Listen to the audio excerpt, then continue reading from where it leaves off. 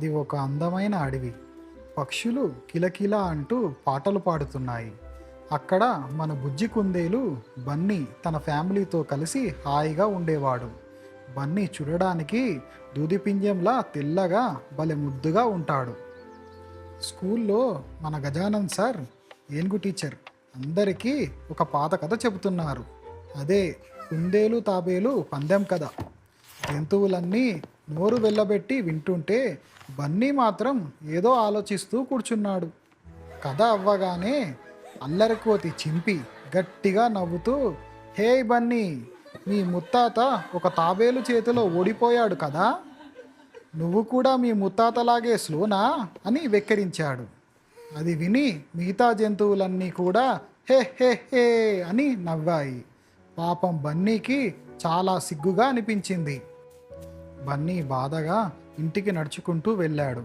నేను ఎవరికన్నా తక్కువ, నేను ఎంతో వేగంగా పరిగెత్తగలను అని తనలో తానే అనుకుంటూ కన్నీళ్లు తుడుచుకున్నాడు. ఇంటికి రాగానే బన్నీ ఏమీ మాట్లాడకుండా మూలన కూర్చున్నాడు. అది చూసిన అమ్మ దగ్గరికి వచ్చి, ఏమైంది నాన్న బన్నీ, ఎందుకు అలా ఉన్నావు అని ప్రేమగా అడిగి బుజ్జగించింది. అమ్మ దగ్గర ఉంటే ఆ బాధ ఏంటో చెప్పకుండా ఉండలేం కదా. అమ్మ మెల్లగా ఇలా అంది, బన్నీ, మీ ముత్తాత ఓడిపోవడానికి కారణం పరుగు కాదు, తన గర్వం. ఎదుటి వారిని ఎప్పుడూ తక్కువ అంచనా వేయకూడదు, అప్పుడే మనం విజేతలం అవుతాం అంది అమ్మ. అమ్మ మాటలతో బన్నీలో మళ్ళీ పాత ఉత్సాహం వచ్చింది.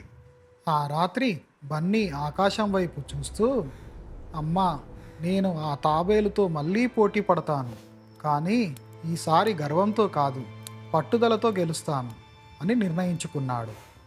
మరుసటి రోజు బన్నీ నేరుగా తాబేలు స్లోమో డోజీ దగ్గరికి వెళ్ళాడు. హే డోజీ, రేపు ఉదయం మనిద్దరికీ రేస్. ఆ కొండ దగ్గర ఉన్న బ్రిడ్జ్ వరకు ఎవరు ముందు వెళ్తారో చూద్దాం అని సవాల్ విసిరాడు. స్లోమో డోజీ మెల్లగా కళ్ళు తెరిచి, సరే బన్నీ, రేపు రేసులో కలుద్దాం అన్నాడు. కానీ డోజీ దగ్గర ఒక సీక్రెట్ ఉంది.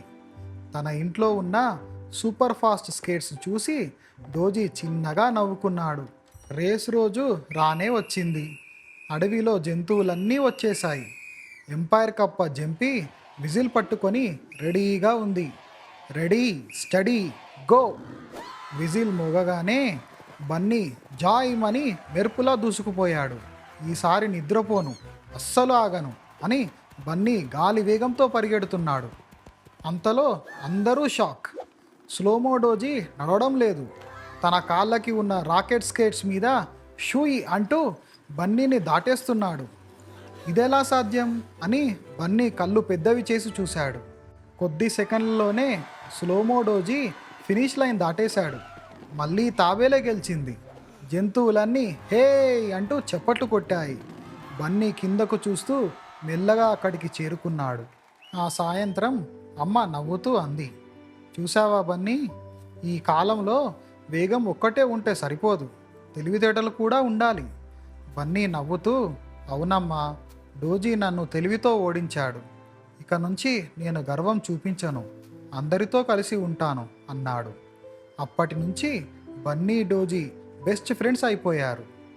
హలో ఫ్రెండ్స్, ఈ కథలోని నీతి ఏంటంటే ఎదుటి వారిని తక్కువ అంచనా వేయకూడదు, అలాగే తెలివిగా ఆలోచించడం కూడా నేర్చుకోవాలి.